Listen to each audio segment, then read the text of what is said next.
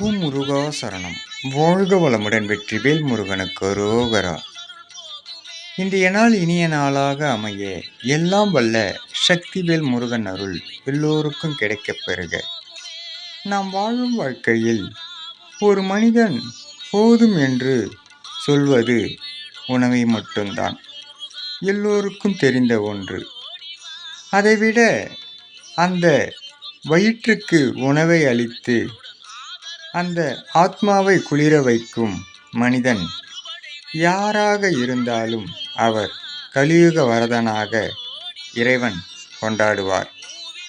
இங்கு தனக்கென்று வாழும் மனிதர்களே அதிகம் பேர்.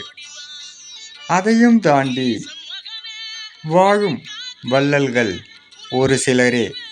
அப்பன் முருகன் அருளால் சகலமும் பெற்று வளமுடன் நலமுடன் வாழ்க.